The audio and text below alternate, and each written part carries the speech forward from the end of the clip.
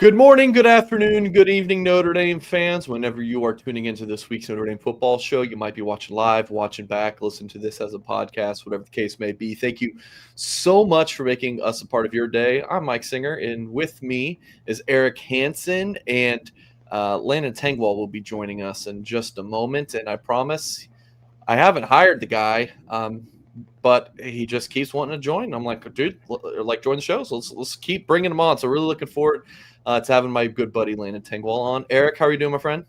Doing great, thanks.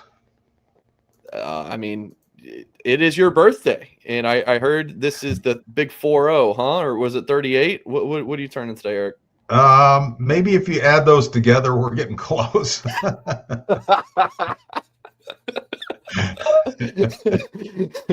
Well, happy birthday to you, Eric, and I am sorry that on your day we have to do a YouTube show. But hey, you're getting away this weekend, right? You're doing something fun this weekend? I am. I'm getting to see lots of family and friends this weekend. Awesome. Well, this is the Notre Dame Football Show. We're going to ask folks to please hit the thumbs up on this video, subscribe to the channel for more content, and go to blueandgold.com for so much more. I do want to say, I get this comment sometimes.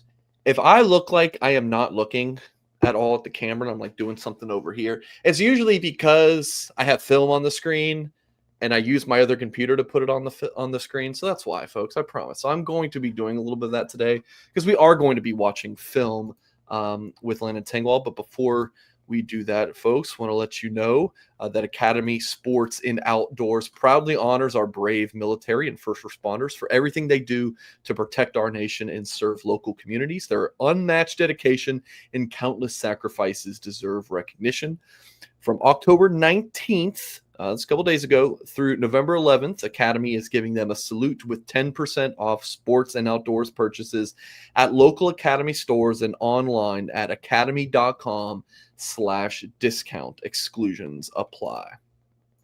All right, let's go ahead and bring them in. Landon. What's up? What's up? What is that sponsor? You got a tequila company sponsoring you? Actually, yeah, this probably looks bad, but it's right here. Brother, that is awesome. I love it. Absolutely. How you guys doing? Happy birthday, Eric. Thanks. I'm wish honored I had to be... your tequila bottle here. yeah, exactly. I'll ship you one, and then the birthday will get even better, Eric. That sounds great. Yeah, everyone's saying they enjoy the content with Landon. Again, Landon keeps saying after we do the shows, he's like, bro, I'll come on every week. And I'm like, yeah, I mean, of course, if it's good with you. So it's a lot of fun and it's great insight. So Notre Dame 34, USC 24. What were your kind of like initial? We're going to break down some offensive line play for Notre Dame, but what were like your initial impressions of watching the film? Yeah, it's always interesting for me, and I always, like, anybody that follows me on Twitter knows this. Like, I generally don't get to watch the Notre Dame games live because I have to do a lot of Penn State coverage, and so I always just kind of peek over every once in a while and I'll look at the stats, and so I always get excited. It's like it's my Sunday night ritual to sit down after I'm done with, because I have so many like obligations I got to get done, and then I get to turn on. I always start with Notre Dame and then I watch the defense today. So it was good. The offensive line, it was anytime you get to watch offensive line domination, which is what pretty much every single clip that I sent for our boy to put up today. So we're going to be looking at Eric. I don't know if you're in for some offensive line play, some good running backs, but that's what we got in store today. I mean, I think the one thing that I really appreciate, and I don't think enough people do, they look at the offensive line, and if they're screwing up, they know what that looks like. And if they see them dominating, they know what that looks like.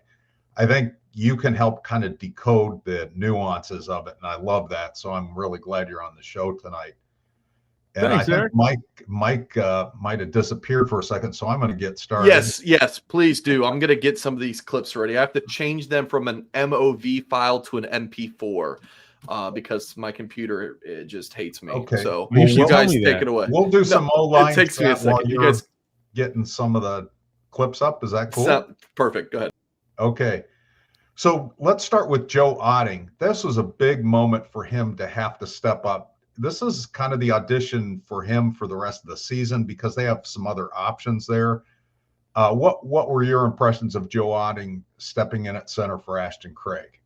Yeah, I thought he looked great. I mean, obviously playing next to playing next to Schroth, that kind of helps out a little bit. He was getting some great combo blocks and we're going to look at it. USC, they played a lot of, zero. So like the nose is right in front of the center. So he was getting some good help from his guards. He was getting good position, and they were coming and just kind of whacking that hip over. And they were getting some great movement up front. So I thought the entire offensive line really had a fantastic day, and it was a gritty performance.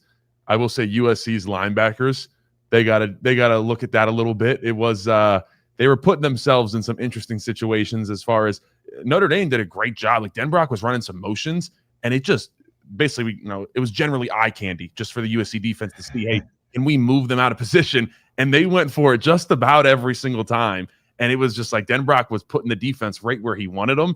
And then boom, we were just attacking. And then whenever you got a defense that's very reactive to the motion and you're blocking them up well, and then you also have Love and Price, it seems like it's a good recipe there.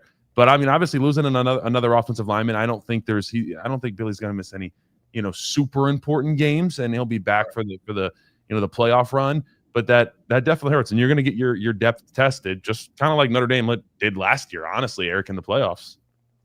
Well, let me ask you about Sullivan Absher. I mean, he's a guy that came in as a tackle. He took some snaps in the spring at center, competed for a starting guard spot, didn't win that. He's mostly been on the right side in terms of his practicing and so forth. For people that aren't, I know some guys, it's no big deal going right and left. Some guys, that's a huge deal going right and left. What's your thought about plugging him in on the left side as opposed to where he's used to playing? Yeah, watching his tape, I was really impressed. I went back and actually we're gonna have some clips for him tonight. But I went back and watched Purdue because that was where he got to play the most and kind of get in a little bit of a rhythm. And we got some clips from that.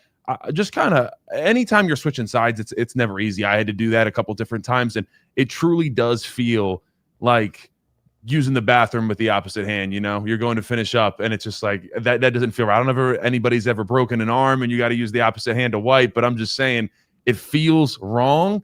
That's how it feels if you play on one side and then kind of switch. So it's really impressive for me when guys actually can do that and be successful. So what I saw when he was playing against Purdue was he had a lot of physicality, but he's a smart player. Doesn't necessarily have all the tools physically. It's not like someone that can get into some great acceleration or get going super fast, but like understands where he needs to be. Obviously, he's in his third year, and it seems like he's coming along. So I really like the tape that we're gonna show to you guys, and look, doesn't have to go against anything too crazy as far as the schedule. If Billy's out for 3 to 4 weeks, I think you're probably okay. Is Pitt gonna fall in that time frame?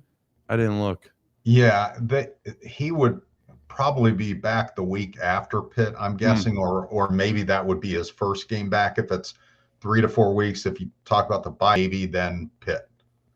Okay. All right. So it's right kind of on the edge of whether he would be back for it or not. And they're a good run defense, and they get after the quarterback. Yeah, Pitt. No, actually, I did watch some Pitt this year. That is a game you'd probably like to have him back for, honestly. So, but no, look, I mean, everything. Like I said, this is a story that Notre Dame has lived before.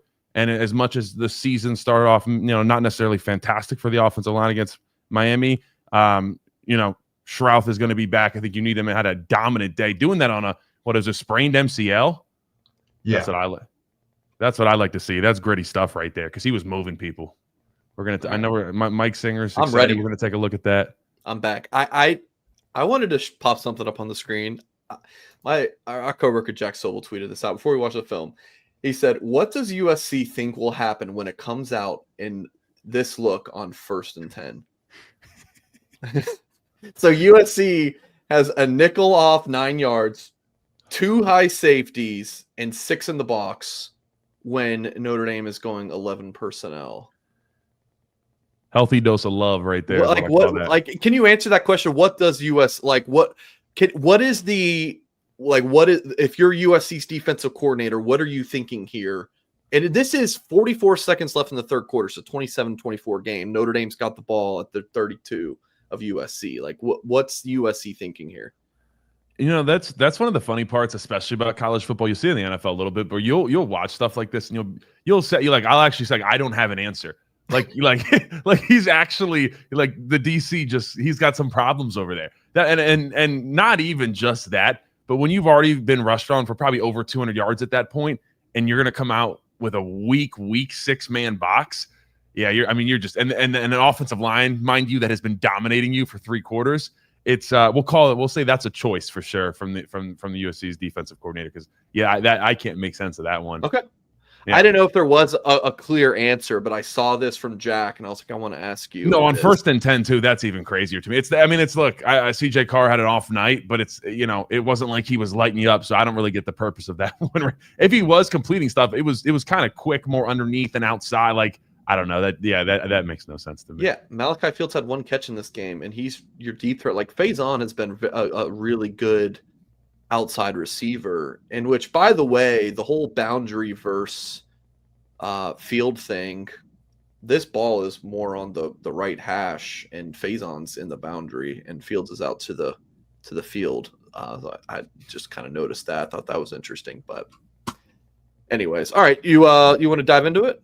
Dive into some tape? Let's do it, man. What do you want to watch first? Do you want to do Absher, O-line, or Love? Let's get some love going. Let's get Okay. some love in the air. All right, let's do it. So, all right, so you can tell us again if you're just tuning in and you don't like that I'm not looking here. I'm sorry, guys. I got I work on it over here, so just bear with me. But all right, tell us what you're seeing on this one, Landon. We appreciate you, Mike. So this was the big run right here, and listen, the offensive line was amazing all night. This was like the 2nd play, 3rd play, something like that.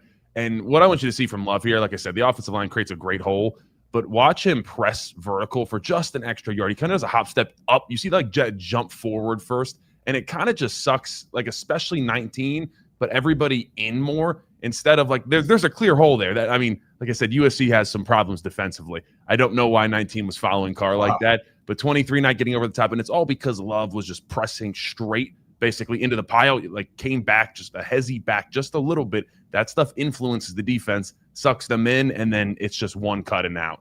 So that's something that Coach Sider is really great at. I would hear it every day in practice of him always saying, press your aiming points, press your aiming points. So his aiming point is just straight vertical, suck everybody in, and then wait for the hole to open, and one cut and we're out, and it's setting up your blocks, really. Like that's what that means when someone says, they're very good at setting up their blocks. He sucks the defense in, even though the hole's there. He doesn't just go right for the hole just because the hole's open. He knows I'm going to be patient, get everybody to commit, and then boom, I'm going to hit the hole. And Malachi Fields blocking out there. He's kind of just boxing out his that. guy. You love what that guy brings. Yeah. So Shrouth, by the way, they just run a bad defense, but I love he just knocks that hip. Watch, bow, get him out. Completely just makes it even. If it wasn't clear enough to Love, you got a little bit clear. See Shrouth throwing up. Exactly. He thinks it's a touchdown, but it was not. But it came at a play or two later. So yeah, someone in the chat said 17 on USC had a long night. I wrote that in my notes. It was a bad day for 17. He did not enjoy film on Sunday. Let me tell you what. All right, you ready for the next one? Yep. Let's see what we got.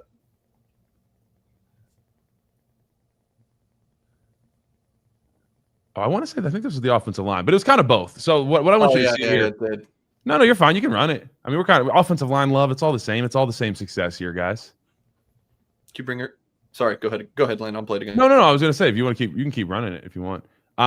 So right here, this is towards the end of the game, and they're basically running. And what's interesting here is it's not like a traditional outside zone. Normally, if you run outside zone to the right, then the running back will be on the left. But they're basically kind of running this outside zone to the right with the running back on the right. And so what he's able to do is he, once again, and this is some Sider stuff. I'm sure Denbrock's a part of it, but you see he gets into this like gallop footwork where he almost goes into like a, you see, watch Love, like puts his other foot behind and then takes off. And so what that does, it can kind of, once again, 23, just blitzing, getting sucked in. I don't know, the safeties are kind of just sitting back there. The USC defense doesn't make a whole lot of sense. What I want you to see is the center and the right side of this line. If you roll it for just another half a second and then pause it. So what they've created right there, when you create a triangle, like you see how there's a triangle, there's 2 openings, that allows the running back to influence the DBs whichever way he wants because he's got a 2-way go. So like the best offensive lines in the NFL, we would have offensive line coaches come and talk to us, and they would always say, create a triangle. And generally what that means is 2 good blocks on defensive linemen, and then you get up on the linebacker. And so you have a 2-way go for the running back, and you're going to watch Love here. If you roll it slowly, he completely commits the outside gap. Anybody in the world thinks he's going in the right gap here to the right of Gerby. And then watch this. Stick foot in the ground, little hezzy. And now let's knife and go get vertical, get yards, put 2 hands on the football. I love seeing that every single time from Love and Price. They put 2 hands on the football as soon as, like I said, I got to give some credit to my guy Sider. I love Juwan Sider. He's an impressive guy. Every time I talk to him, I feel smarter. Seriously. I mean, you said that about me too, so maybe it's not that big of a compliment. But I was just trying to make you feel good. But Sider, the thing that I like about him, Landon, is that he said that he wanted to teach the Notre Dame running backs to see the game like the quarterback sees the game, and to understand defenses better. And it really seems to show up. What were your thoughts about Sider when he was coaching the backs? What did you like about him best? Yeah, he was honestly, he was just a great teacher in general. So a lot of times we do run game.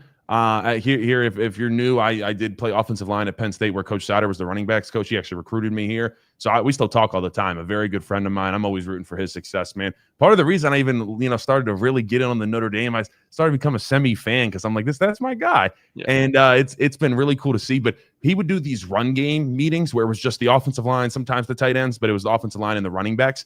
And he would kind of like talk us through it. He would have the running backs get up and talk and communicate, hey, here's what I'm seeing. When I see this, I'm more likely to cut off of your backside this way. And like I've been around like I've talked to other people, like that's not always normal that they do that. And so he just always made an effort to have like fantastic communication. Like I said, we knew that the running backs were going to run a certain way. And like I said, it's a lot of what I've seen out of Love and Price, honestly. And also before, I mean, Katron Allen still is great. Obviously, the guy that everybody said was better than Jeremiah Love is probably he's having a bad performance this year. He's probably one of the worst running backs in the Big Ten, to just put it nicely. I'm going to be real. Damn.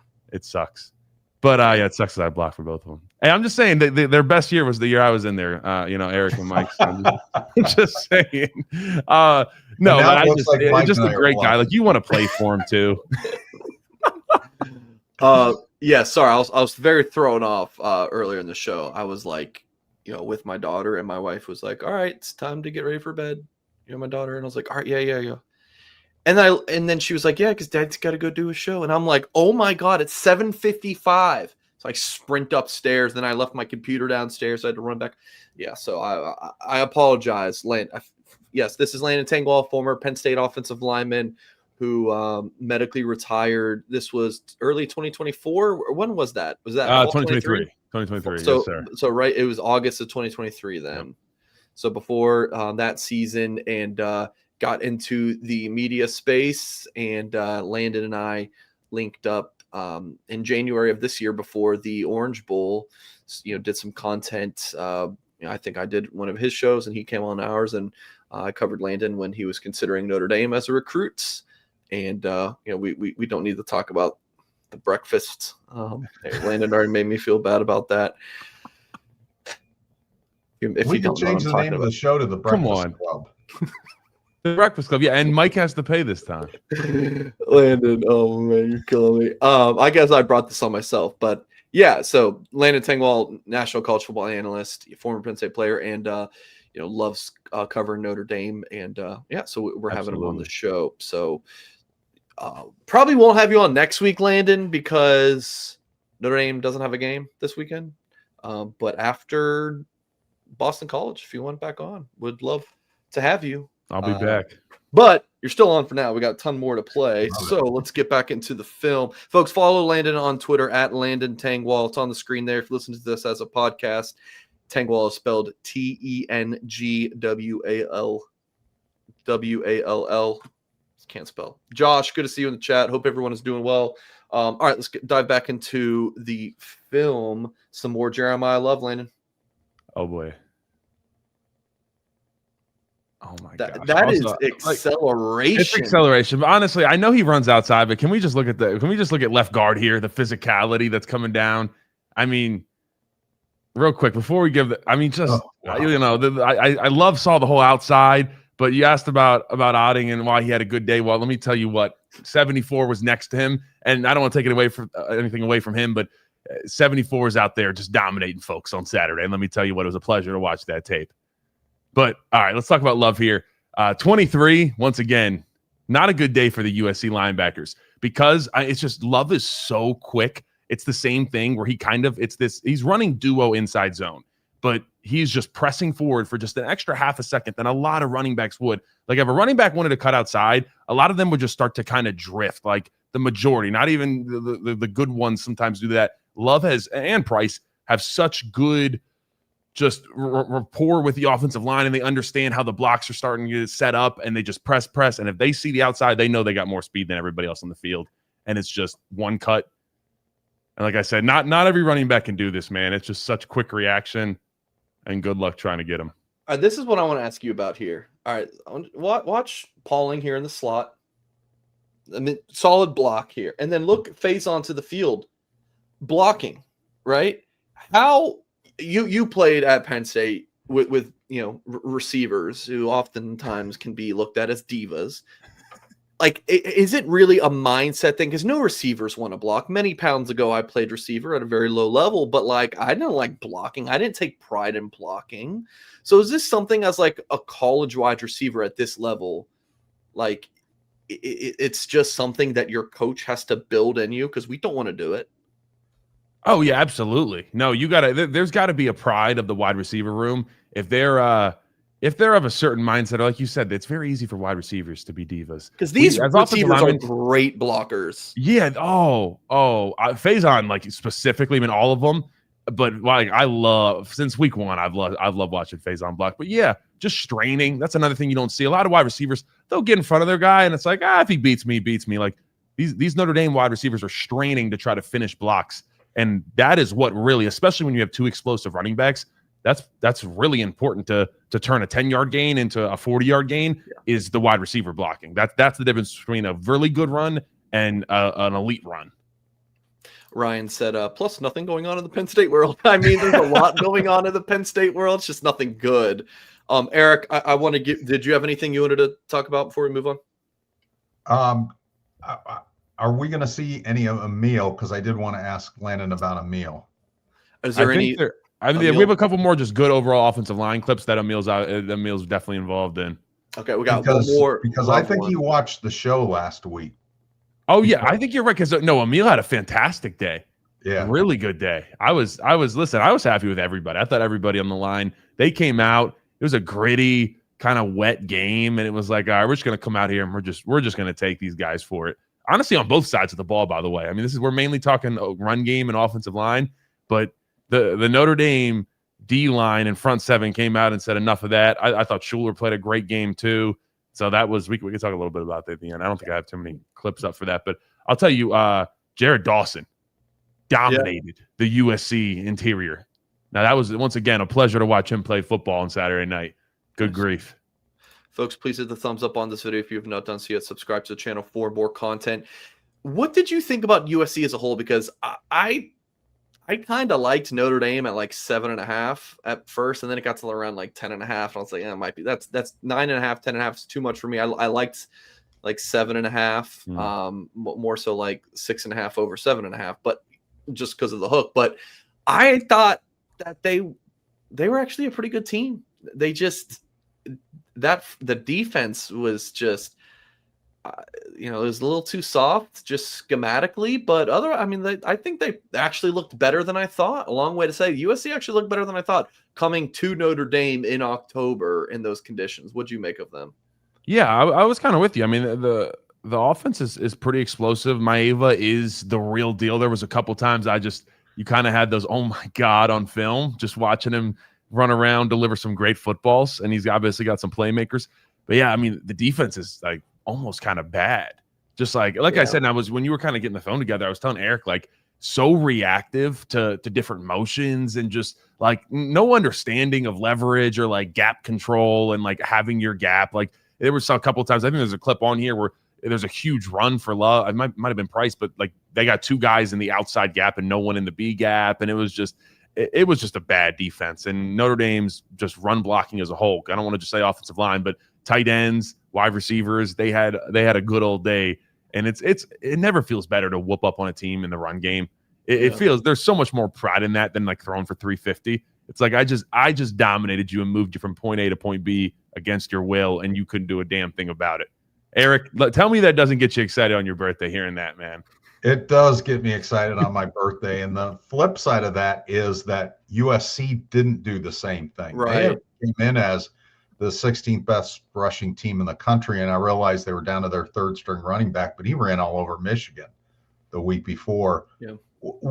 Marcus, let me ask you this, Landon. Marcus in August said, I have utmost confidence in this defensive line, and I think Jason Anye had as good an August as any player that I've had since I've been the head coach. We didn't That's see that 47, Landon, if you're not familiar with the name, number 47. Yes. Yeah. So we didn't see that at the beginning of the season. What did you see in the USC game that might prove him right, that this defensive line might be ready to step up and be that line that he saw in August? Yeah, I think you've seen Boubacar continue to just kind of move along in his pass rush journey and continue to develop, and it's always fun when you watch pass rushers start to get better and better through the season. As you mentioned, just defensive tackles as a whole, I thought looked fantastic. They controlled the line of scrimmage, and a big part going against that USC offensive line was, they just got hands into these offensive linemen and extended them, and it was just like they just out-physicaled them. And once again, that feels just as good on the defensive side as it does on the offensive side up front. When you were just when a guard just is trying to come down with a tackle, like there was so many different combo blocks where Anye, where Dawson, all these guys just did not move at all. And it's like when you're getting no movement on a combo block, not even sometimes it's hard to move guys up the field, but if you're not even moving guys like laterally a little bit, it can get really difficult to run the ball. And that is what USC found out very quickly, that they didn't have the dogs up front that Notre Dame has on both sides. You said out-physicaled. I think Marcus Freeman used the term once, out-meated. And then and I think he actually said pause, like after he said, if he didn't actually say pause, his face gave way. Let me walk that. I think he was doing like a do you remember the context of that, Eric? What he's doing, like a podcast or? I don't remember, but I do remember him using eye candy the way Landon did in the same context. He was not talking about the media. I just looked it up, but the crazy part was the first thing that came up it was a show from us from last week. I just put out Marcus Freeman out-meated, and your show came up. So I don't know. Maybe you were talking about it before. I can't find it. Oh, I found it on TikTok. Hold on, I got it right here. Never mind. Hold on, just give me a second. He was standing next to Love, I think. Hold on, I can pull it up and I can play. Oh yes. Share screen. Also share. All right, here we go. Okay. Wait, okay, remove media. All right, professional over here. All right, here we go. Trains of thought. To me, you're either going to go big, like 22 or 14 personnel, and pack everybody in and say we're going to outman you and outmeet you with. No, I can't say that. That's outman you or get bigger than outmeet you. That's crazy. Or get bigger than you. It's like good. Oh man. All right. There we go. Professional show over here. Okay, let's get back to film. See, we have fun, guys. We watch. We do have fun. This is the show. We got Eric on his birthday. It doesn't get much better. All right, let's dive into another J Love run here. What do we got? That was part of the reason that Love had so many yards is he was just stacking up these like 15, 20-yard gains. And because it's the same, they're running, and this is again, like USC doesn't make much sense. They have an outside player, wide receivers, once again, blocking really, really well here. You'll see it coming to the screen at the end, but they're running counter. So they're pulling, you're pulling a wide receiver and you're pulling backside guard here. And like this is supposed to hit basically right behind like Knapp, but the USC just has such bad contain. Love is like, okay, I'm going to press, and then I'm just going to take off because I just see an outside. I'm getting a great block from my tight end, great block from my wide receiver, and there's just like a gaping hole. So as much as Notre Dame deserves a ton of props, USC schematically on defense and they were not gap sound at all, and that was very evident walking away from this one. I love love Will Pauling. Oh, Will, The he's been guy blocking. is playing. I mean, he does not get a great contact here, but here's part number 23 again, just on this highlight reel. And Pauling doesn't get much here, but Pauling is what, Eric, like 5'11", 170? Like, he's not a big guy, right? Like, He's 5'11", probably 190-ish. Okay. Oh, so I'm sorry. Well, I didn't mean to do your weight like that, bro. But I mean, yeah, like he gets in there and is blocking a middle linebacker. Listen, you gotta have respect for your wide receivers if you're gonna pull them on gap scheme on counter as the second puller. That's a tackle or a tight end's job. So you're having a wide receiver do that. You got some confidence in him. I respect it. And Landon, if you have a tight end in there do that job, right? Now it becomes 12 personnel. Now USC is subbing in more linebacker. So would you say it like helps Notre Dame more that a smaller guy can do that because now USC is not loading in more bigger personnel? Absolutely, yeah. You don't have, like you said, you don't have two tight ends, so you're just chilling in a 6-man box again. Yeah, and Love takes advantage. Yeah. Their defense, especially like not even full red zone, like not 20, but like 30, 40-yard line in. I don't know. I hope their guy isn't paid a lot to run that defense. We'll leave it at that. Who is their DC, Eric? I don't know. That's what I need. Oh gosh, their DC is lost them. Someone's clacking away. DeAnton Lynn. Oh, it's DeAnton Lynn. Damn, that's a Penn Stater too. Really? I forgot DeAnton Lynn was still there. Huh. He played DB at Penn State back in the day. Yeah, I actually know him. Damn. Sorry, DeAnton. DeAnton, we'll say it was your player's fault because I'm not going to fully blame the D coordinator, I guess, but there were things wrong with this defense on Saturday night, and Denbrock and Notre Dame said, "All right, we're going to get after it. We'll have fun with it." All right, so now we're going to some O-line specific clips. I mean, obviously, Notre Dame's running the ball here and whatnot, but you labeled these like we're watching this play to really lock in on the O-line. So tell me what you're seeing here. Oh boy, it glitched. I just saw a big. All right, let me replay. Guys, I send Mike like 20 clips, so sometimes it's a lot. Okay, I know what I liked here. This was a really good job overall. If you want to run it slow real quick. So USC's like they're running movement here. So this guy that's right over top of Shrouth is going to slant. He does a great job. This is what we call collecting movement. And a lot of times movement will kind of mess these linemen up, but you see how he gets it, and he knows all the momentum on 74 on Shrouth is going across his face. So instead of trying to fight back, all right, I'm just going to wash you down the right side. You see them, they both got that thing stood up, got their hips through. Those guys are not going anywhere. They're creating a wall. Shrouth runs his guy into the wall, and then you get a great wheel back here from the center. And I mean, this is perfect. You got two guys getting to climb up to that poor linebacker. I mean, these linebackers for USC just getting absolutely whooped on. And it's just, I mean, hey, it doesn't get much better than that hole that you see right there. I mean, that is 2 lanes. You could drive a Mack truck through that puppy. Ty Washington does a good job on the backside, takes out 2 defenders at once.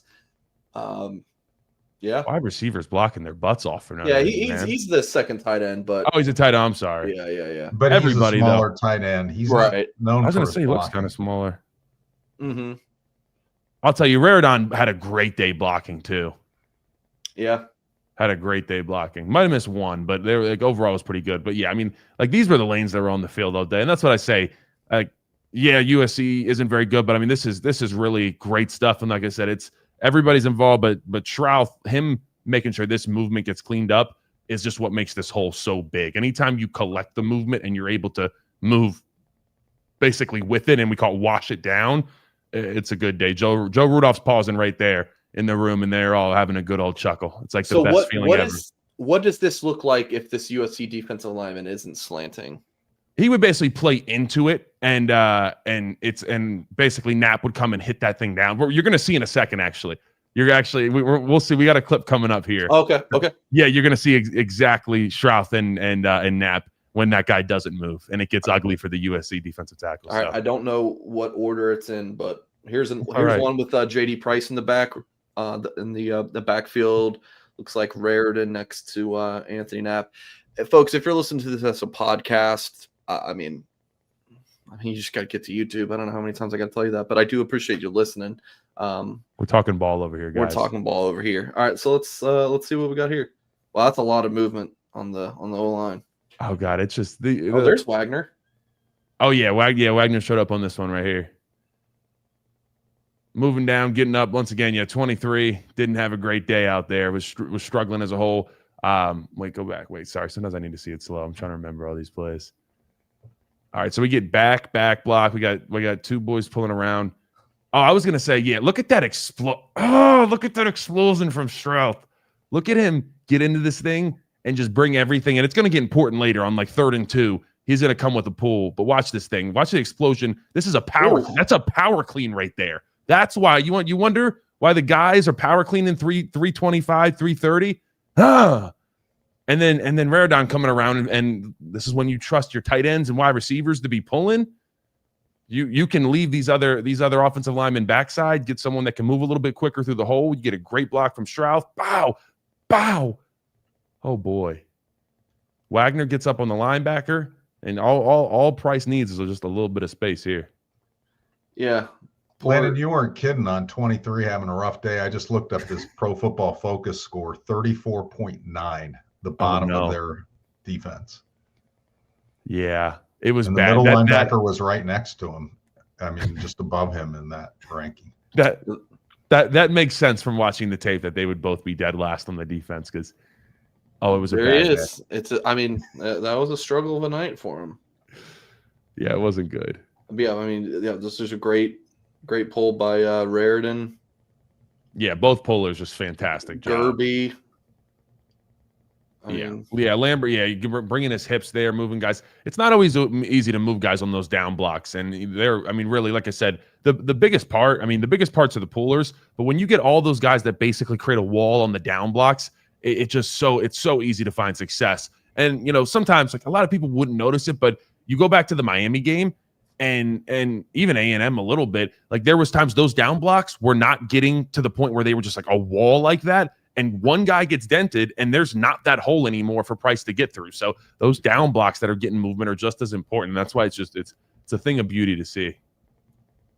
All right. Moving along, we have already played this one, just played that one. All right, here's the new one. Boom, boom, boom. All right, I'll play it a couple times just through, and then I'll play back slow mode. Sweet. Oh, so yeah, this is 3rd and 2, and I think if USC was, I didn't want to say they were only down, but I think they were. Only up by 3 at this point.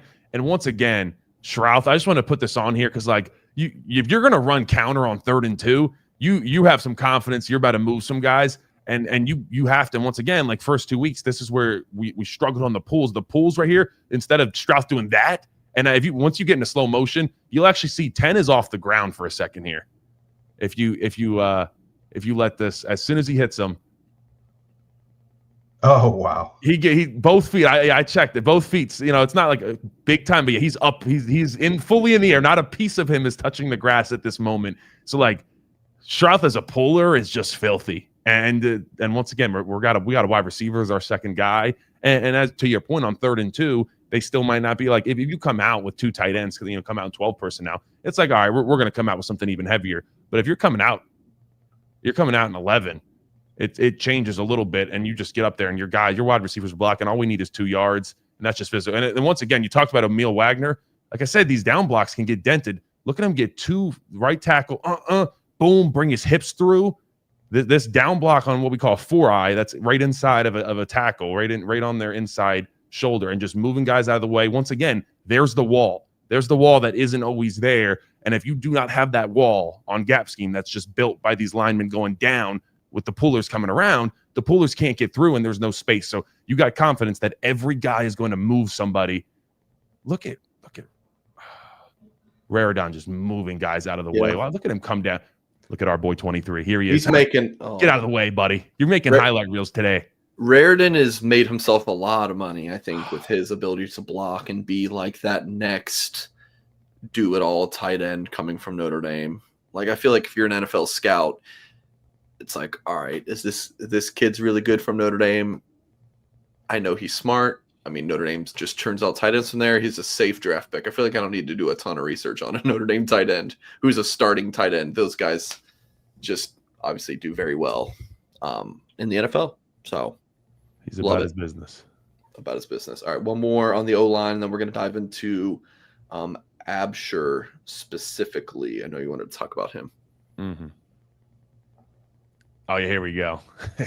So you asked earlier, what about when the guy doesn't slant away when the defensive tackle? So you're looking at 9 or 97 here. So yeah, we're looking at 9 here. So we're looking at Knapp and Schrauf right here, and they're on what we call a combo. We're calling on a deuce, which you got someone kind of pulling around, and what you're going to see is Schrauf is going to hold this thing up, and Knapp comes and absolutely just destroys the hip. So the idea is that you want to attack right where that hip is, because if you got one guy that's holding someone up and you hit them on their hip, it doesn't matter how strong you are. You get someone on their hip when they're out of position, they're going down. Schrauf gets to pancake him. And the best part of this from Knapp, too, is him wheeling back, boom, and then get on 23. He was quick. He showed some quickness there. Knapp's getting a lot better, man. Knapp had a sack, but PFF didn't give it to him. And I didn't want to give it to him all the way either. Like CJ Carr, Knapp was running his guy by, and CJ Carr literally like spun out into his side. That was good blocking. Yeah, I wouldn't put that on him. I would put that sack on Carr. But no, Knapp has been balling in the run game. I mean, that's why I say it naturally. He's a guard. But I mean, this is great. Look at your center. No, he falls down a little bit, but guess what? He's going to keep 18's getting blocked by a guy just on his knees. That's how bad 18 is. I mean, Odding shout out, like he's hustling though. That's what I like to see. Like there was this Notre Dame offensive line came to play a lot more than Raridan again on one, stands them up. I mean, this was really good. We're about 23. Yeah, 23. Just. Yeah, it's a good day. No, that's a beautiful rep from the left side. That is how, if you want to know what a combo block on the play side of gap scheming and you're pulling someone, that's what it's supposed to look like right there. All right, let's take a look at some Sullivan Absher film. This is from the Purdue game. Eric, I want to give you the floor if you had anything for Landon, or you can just give me a thumbs up. I'll keep going. Just keep going. Yeah, so Absher, I pulled this off from Purdue because he got to play, I believe it was like 19 snaps. And so I wanted to get a game where he got to get into a little bit of rhythm. So obviously we're talking about Absher because Schrauf is out for at least a couple weeks, or a couple games, I should say, at least. We assume. But yeah, so Schrauf out, Absher likely taking his place at left guard. So right here, so not my man falls a little bit at the end. He gets a hit off. But what I want you to see is, so his job, he's in the slide. He has the B gap. And what he sees is he's helping out the center, and then looks and sees my tackle just kind of got whooped a little bit, not going to lie here. And he's like, all right, I'm just going to turn. And this is like, I'm not going to give him Quentin Nelson-esque, because Quentin Nelson just destroys the guy and he kind of ends up falling a little bit. But he gets a hit off. And like the fact that someone that hasn't played that many snaps has the wherewithal to basically what we call pop, because like that's not his gap. He's basically jumping a gap. So he's popping out of his gap to try to go save his quarterback. And he gets a little hit on. The guy has to move a little bit. And who knows? You're taking a hit off your quarterback. Well, let me add this, Landon. This is someone in Absher who maybe had 6 or 7 pass pro blocks. What? How many blocks? How many block reps? How many what? I don't know. It was maybe a little bit more. I was just pulling a number out of my head, but like he played like a veer offense. Like he came. It was like a rural North Carolina. Like I mean, it was Charlotte area, but anyway, like that was the style of offense. It was veerish. I don't know what the exact term was, but. Anyways, I'm rambling. You realize you said 6 or 7, right? What do you mean? You said 6 or 7 pass. I don't know. Oh my God! I was trying to figure out if you did it on purpose, Chad. I didn't know. Look at this guy, man, winking. All right, this is crazy. But anyways, his like when you talk to sources about Sullivan Absher, he's a mauler in the run game, but pass pro is just so new to him. So when you're talking about that natural instinct for him to do that, I'm like, damn, I'm pretty impressed for Absher in his third game or something. I don't know how many games he played last year. As an actual offensive lineman, he probably played several, but he did, but not in high leverage situations, not where the game was right. So obviously he did against Miami, but yeah, that stands out to me that you're talking about him as a pass blocker like that. Yeah, no, that's like I said, that's impressive instincts to see it. he'll get that a little bit faster. But like I said, hey, might take a hit off your quarterback there. You Okay. never know. So that was good there. There's actually a decent amount of good like pass pro stuff that I saw. So getting that background from you is pretty interesting here. So watch him here. Naturally, like you a lot of people watch that, it's kind of whatever. But watch how he's sliding down, like that inside gap for Absher, that right gap, that A gap right there to his right. That's his gap. Watch him put a hand. He's helping out his tackle again. He sees his tackle might get beat inside. So he's blocking two guys at once here. He's helping out his tackle. That's not his job. He's like, I'm going to give you a little help, and now I'm going to go finish off my guy. So like his pass blocking presence and his IQ in pass pro of being able to help out his guys however he can, that was honestly really impressive to me. So it's actually funny that you're now coming and saying that he barely even passed block in high school, because that was my biggest takeaway. I'm like, this guy, he's got some smarts. He's got some IQ when it comes to pass pro. Eric, this is good stuff. It's great stuff. Landon, as an offensive lineman, how long does it take you to have some awareness of where your quarterback usually is going to be in the pocket? Because you said, I mean, he instinctively took out the tackles guy to protect his quarterback, but do you have a sense of how and where the quarterback is moving around without seeing it? Yeah, well, I mean, number one, generally the offensive line, they'll know, because the coordinators will tell them, like on certain pass plays, if your quarterback is a 3-step drop, 5-step drop, some of them want to get into a 7-step drop. Like, you have those conversations and you'll talk to your quarterback, even if you get into a point in a game where you feel like he's drifting a little too far back. You'll even talk to him, or if you see that on tape from the week prior. So you have those conversations, and that's communication you always try to keep. So like I said, you have understanding of how far back he's going to be, but it is kind of hard if your quarterback's moving around. But I was just impressed that he just, like I said, it was anytime. It was like, it's hard because you have to be so aggressive, you have to be so physical, and it's just and everything at offensive line play is just quick, especially at guard. It's just now, and to be able to be still being physical and still reacting quickly, but also the awareness and, like I said, the IQ in a very limited amount of reps to have that understanding of how, okay, I'm going to help my guy here, or his guy's crashing down. Instead, like I said, a lot of young offensive linemen would be like, oh, not my problem. But he's like, hey, I'm going to stick a hand out while I'm already blocking my guy here. I'll give you half a second here. Okay, boom. Now I got to finish my guy. So it's like he didn't, sometimes guys try to do too much, and he's not trying to do too much. He's not trying to fully block this guy. He's like, hey, I'm going to help you for a second and a half, and then I'm going to get back fully to my responsibility. And like I said, that's just impressive to me to see for a guy with a limited amount of reps. Can I get one more, Mike? Okay. As far as he's been practicing at guard all season, but what do game reps do for you that practice reps can't do for you? Yeah, it just, number one, I guess it just feels different. Like, it really does, just being out there in a game. But generally in practice, like, you have some heated periods, and you go, but you're kind of always for the most part, you're against the scout team a lot. And sometimes that can get kind of easy. You're going against like young freshmen, guys that just aren't very good if they're older, and you're just kind of, it's easy to beat up on them. So it's easy to kind of get into a mode, especially on the second team. Like, I remember doing that in my freshman year, and it's kind of like go through the motions. You just get to beat up on a 245-pound defensive tackle who's a freshman, and it's like, life's easy, or just someone that's not that good. So to see him come out and, like I said, have this attention to detail was just impressive, and it's not always easy to do that, especially when you're not playing a lot with the offensive linemen. All right, let's keep on keeping on here. Some more Sullivan Absher tape. Oh yeah, this is just really good movement here. Now, once again, tackle tight end combo block. They kind of just let the guy go, so this doesn't look as good. But look at 75 here on this combo block with the center. And these are the combo blocks you're going to see because you got some injuries. So watch them both get into this, and watch Absher go and get the leverage, lift his hips through, and then the feet just do not stop driving. And like I said, you see that's a power angle right there when he starts to bring his hips through. And like I said, as much as some people might look at that, it's not like super dominant. It is. That's the wall you're looking for.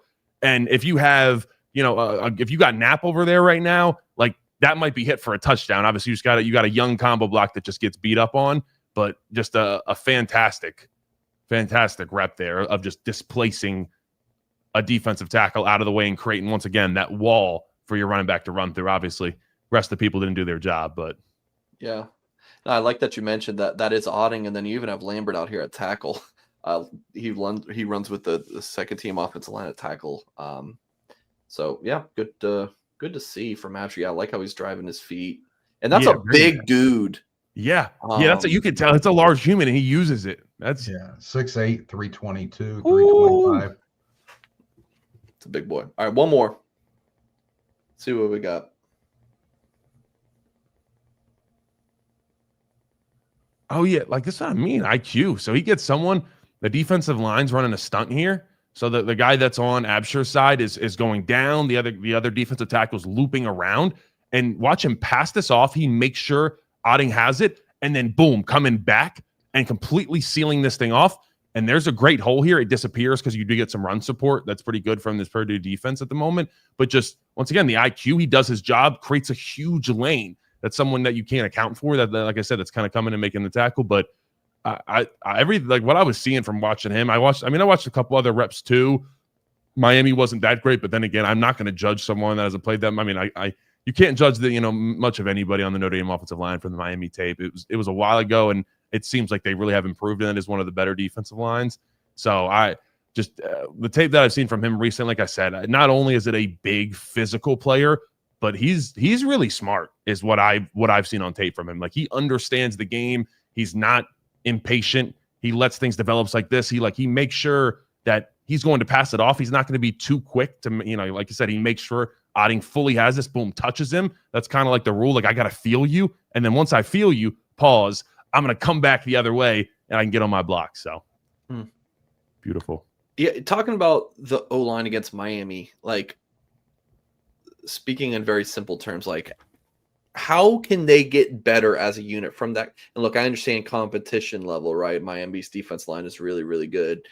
And, maybe some of these D lines they play since aren't. That's part of it. But, like, how does a unit get better in season like that? It's not like they're just like, oh, I've put on 15 more pounds, I'm stronger all of a sudden. It's got to be all mental. So how does that happen?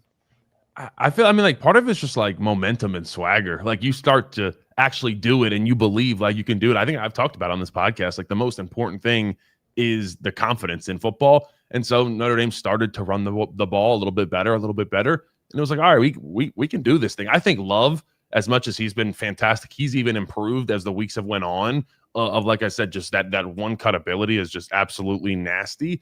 And yeah, so the offensive line, the biggest thing, like I said, there's just a little bit more push.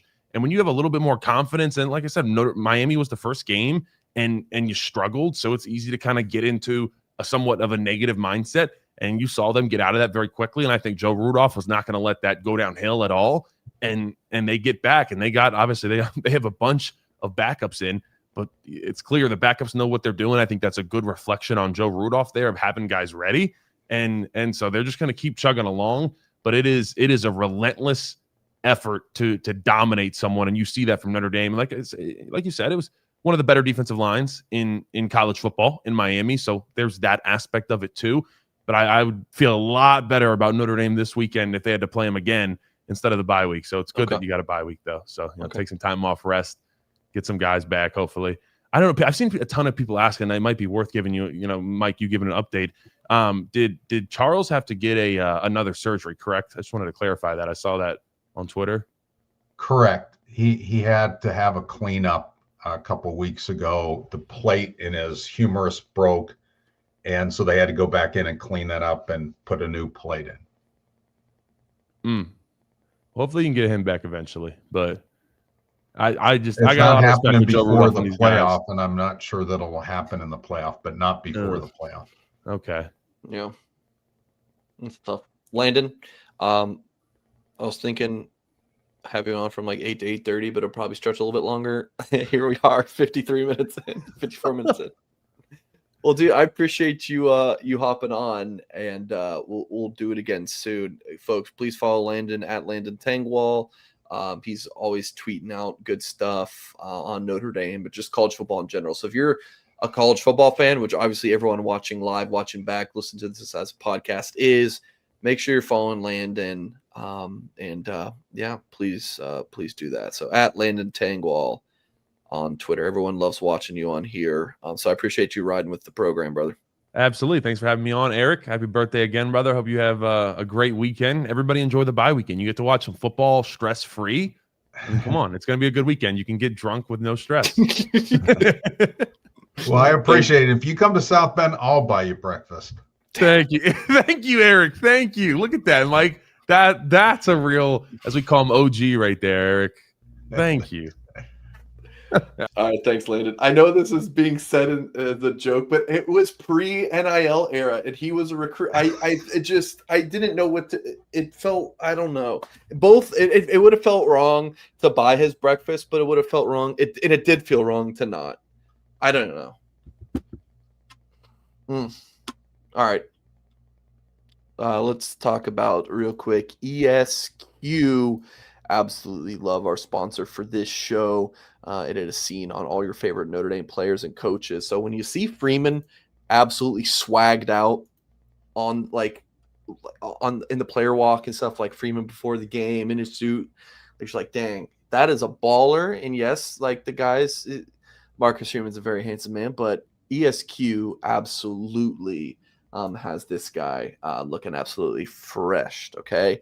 It is founded by a Notre Dame alum, Ga Wang, and ESQ is your go-to spot for the best handmade custom suits, sport coats, tuxedos, shirts, and more. That is excuse me, almost call referred to myself as my government name. That is a Mike Singer photo at Denton, Texas Geyer high school. Well, I guess it was not at the high school, but it was at their game, seeing Peyton Bowen. I was there, snapped that photo of Freeman looking fly a few years ago.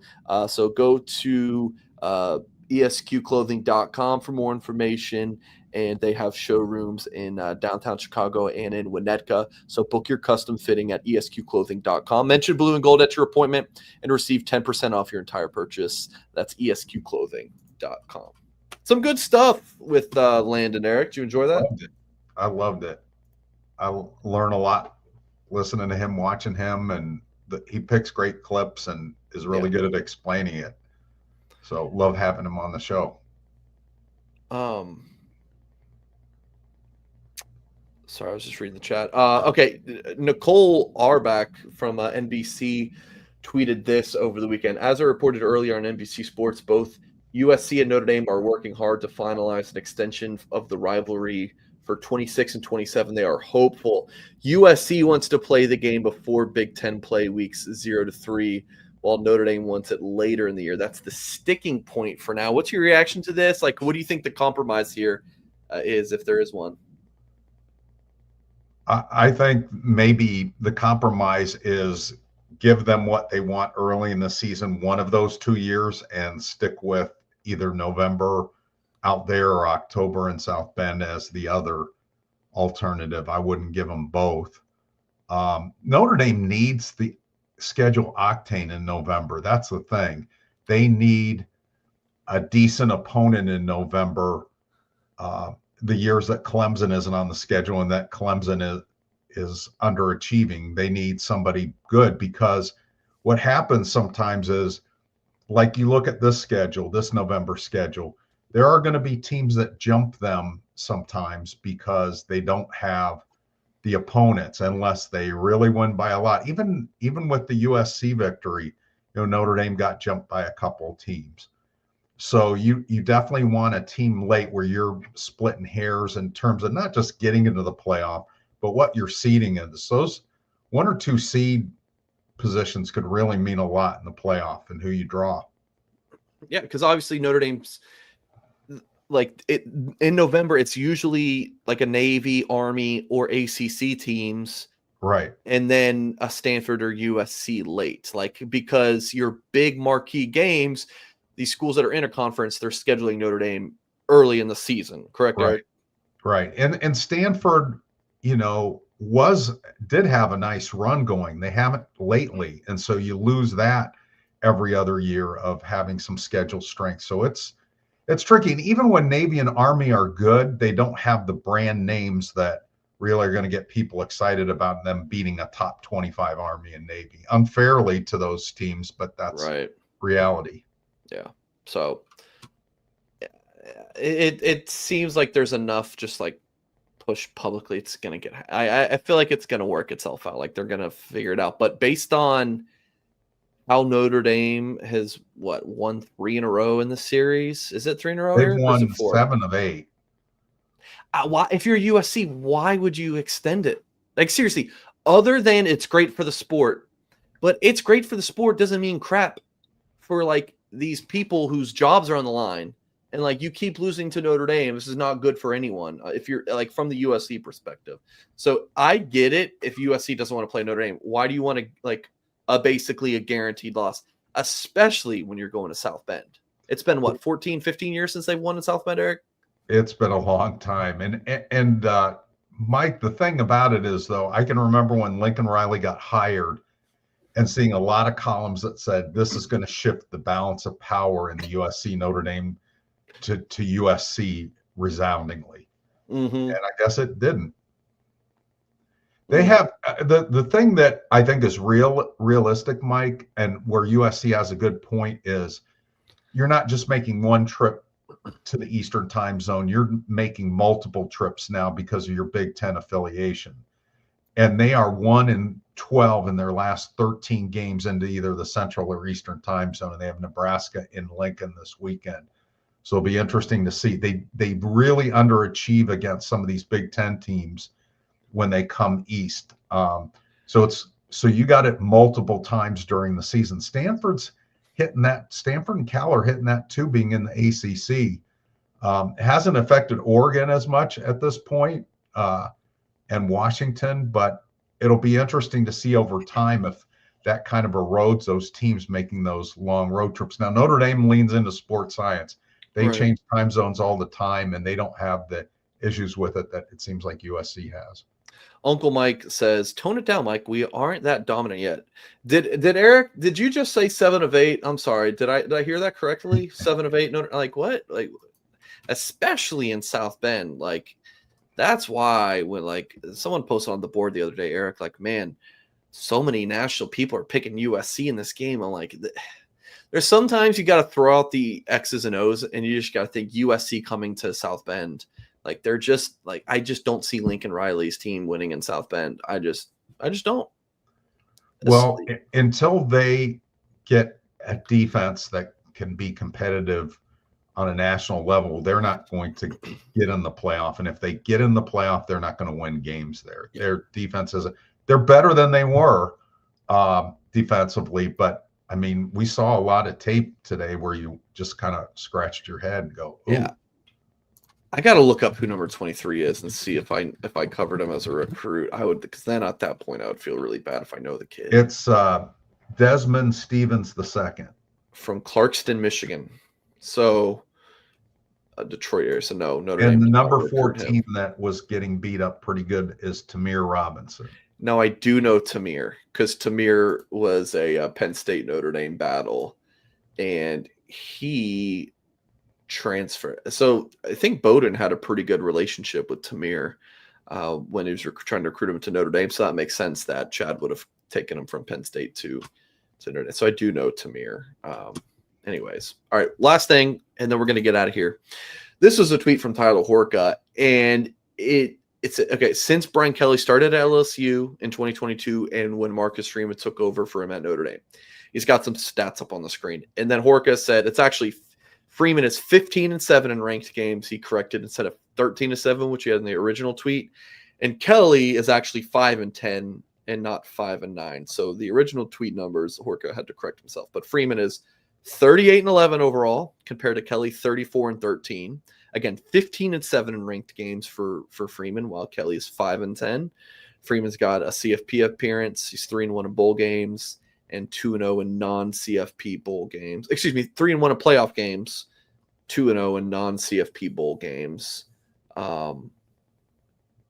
Which would that not include the Fiesta Bowl? Would am I tripping? The Oklahoma State game a few years ago? That would have been Freeman's game. Yeah, that's what I'm saying. Yeah. So he should have had a loss there. Okay. I don't know if Horka forgot about that. Just looking at, because that was, obviously right after Kelly left. But anyways, yeah. And then Kelly, 0 CFP appearances. He's 3-0 bowl games. But yeah, anyways, Eric, what's your reaction in seeing this? Is this any surprise to see this stat? It doesn't surprise me. And where it's a little bit surprising is the way that Brian Kelly's recruited at LSU. They've done well in the portal. They've done well in recruiting. Where it doesn't surprise me is he doesn't seem to be able to make the kind of assistant coaching hires Marcus Freeman does. I mean, Marcus Freeman, I think, has been better about hiring guys and better about retaining really good assistants. Yeah. And I think that's a big difference between those two. I will say this about Brian Kelly. I think he was the right guy at the time to hire after Charlie Weiss. I thought you were about to say at LSU. I was like, no. But I don't think, I mean, a lot of head coaching too is fit. I mean, is he a fit at LSU? And I don't think he is. He's family down there. What do you mean? He's family. But I think the thing that's really was interesting to me, Mike, about Marcus is I thought, well, you know, he worked for Brian for a year and things were going pretty good at Notre Dame in those last few years of Brian Kelly. And I thought, well, we'll probably get a version of Brian Kelly 2.0. Marcus tore it down and built it in his own vision, and that was impressive. Yeah. It seemed like when Kelly left and Freeman is now head coach, there wasn't a whole lot. I feel like in press conferences didn't ever really talk about Brian Kelly. It never, like, the year as Freeman's D coordinator year does not seem like it comes up very often. Like that quick era. Yeah, I totally agree with you. It was a complete shift. It was. I mean, you look at the people in the support staffs, there's hardly anybody, if anybody, left. The most, you know, who was around for the Kelly era among the assistants? Mike Mickens and Marcus Freeman. Mickens and Freeman, I think they've known each other for a little while. That just was a beautiful coincidence. That was a beautiful coincidence. That Mickens got to Notre Dame before Freeman did. Like, that was just beautiful coincidence. Yeah. And then he hires Denbrock away from Brian Kelly, which was a huge hire. Did that surprise you? In terms of you broke the news, if I recall correctly. I was pissed because we were competitors that day. But did it surprise you that Denbrock left LSU for Notre Dame? When Jared Parker, the first phone call I made when Jared Parker was named, when we knew he was leaving to be head coach at Troy, I called somebody that's very close to Mike Denbrock, and I said, would he be interested in? And he goes, we've already talked, and I think the answer is probably. And so, okay. Well, your reaction at that point, I went, like, whoa. Okay. I mean, it didn't completely catch me off guard, but I thought, I mean, I wouldn't have made the phone call if I didn't think it was a possibility. Sure. But that the interest was that strong. And then once I figured those guys started talking, you know, I didn't think that Mike would say, you know what, I'm going to stay here with Brian Kelly, because he loves Notre Dame and he believes Notre Dame could win a national championship. And he and Marcus got along great. So I thought this could really happen. And I know BK at the end asked Mike Denbrock to take a day and think about it, sleep on it overnight, and then they were going to meet the next day. And I already had my story written at that point because I didn't think BK would be able to talk him out of it. Wow. But it's and I realize there's probably people in the chat saying, well, Mike Denbrock isn't all that. Just wait at the offense that's going to be coming in the coming years with Mike Denbrock. I think, you know, he inherited some issues, and he had to deal with what was left in the cupboard. I'm not saying it was bare, but he couldn't put in all the gears that he wanted to. That's why when this wide receiver class was being recruited, the 2026 guys, Denbrock's showing them LSU film. He's like, this is what we're going to look like when you're here. And we're starting to see that offense now. We're starting to see all the gears. And as Notre Dame's wide receiver recruiting continues to upgrade, it's going to start to look more like that 2023 LSU offense. Which will just create more of a snowball effect with better recruits and then a better offense with better. It's a really exciting time to be a Notre Dame fan. The level they're recruiting, man, it's your birthday. It's 9/12, and I still have you on a show. But real quick before I let you go, Sure. and I owe you a couple beers now. As someone who's covered Notre Dame as long as you have, like, is Notre Dame really recruiting at that higher of a level as like guys like me and Kyle Kelly hype it up to be?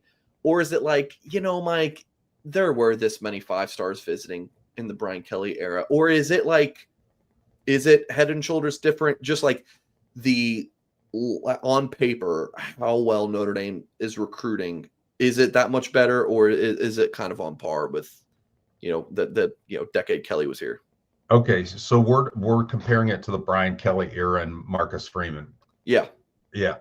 So for me, it's consistently better. There were position groups where Notre Dame would hit, and usually offensive linemen pretty consistently, tight ends pretty consistently, and stuff. But wide receiver recruiting was awful for a while when Del Alexander was assistant coach. Even with Autry Denson, who's beloved in Notre Dame for his time as a player, they couldn't get 4-star running backs to visit during his time. The defensive back recruiting is so much better.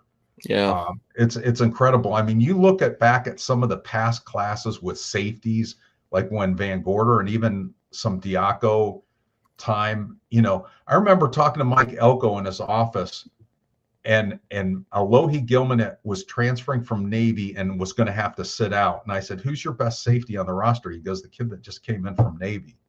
I go, "Really? The guy that was just a freshman cornerback at Navy is your best safety?" He goes, "Yeah." So yeah, when you look at all the position groups and the consistency, I think the next step for Notre Dame recruiting is getting that 5-star interior defensive lineman, getting, and I know Kyle just put in a RPM for, I think it's a 2028 kid that's thinking about reclassifying for 2027. Yeah, who's the number 4 player in the 28 class. Yeah. And you think about Bone Crusher over at Caleb Tucker Who over visited. in Chicago. Visited on Saturday. So, I heard he mean, took you up 3 start getting- seats. You Just start getting joking. guys like that showing up in the recruiting classes. I don't think it's being overhyped. I Okay. do not. Good deal. All right. That makes you feel better, because I definitely have been. And it's good to get your perspective on it, because like I've been covering Notre Dame for 6 years, and it feel like that. So it's 2019, that fall was a normal recruiting year. And then 2020 and 2021, COVID and stuff. So there wasn't really the Right. visitors and whatnot. So I only had like that one full Brian Kelly season of having recruits on campus before COVID. And it was not very exciting. It wasn't.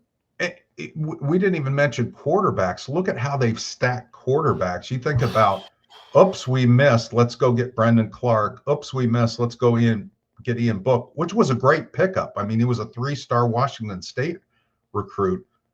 A lot of these guys, they had to pull out of other classes. Brandon Wimbush was a flip, although he's pretty highly recruited. Yeah. From Penn State. So yeah.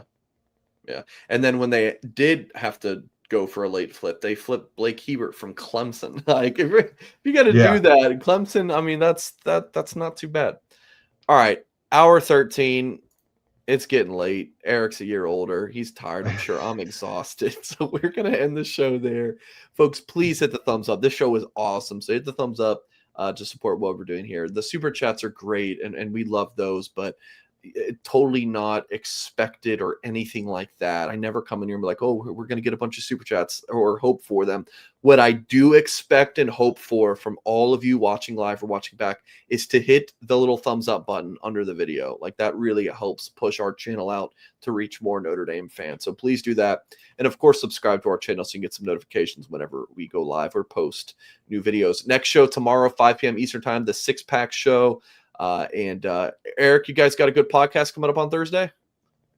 We are going to actually be Friday morning, and we've got a few people that we're considering for guests, but Friday morning is when we're going to push that out this week, since it's a bye week. All right, so make sure you guys are following Eric Hansen. Eric Hansen and Tyler James came over with their own YouTube channel when they were at Inside ND Sports. Of course, they joined us at Blue and Gold, so they kept their YouTube channel. You can listen to them on podcast as well. The link to their channel is in the description of this video. So check them out. Make sure you subscribe to their channel on YouTube. Really appreciate everyone for tuning in. And as always, we will catch you next time.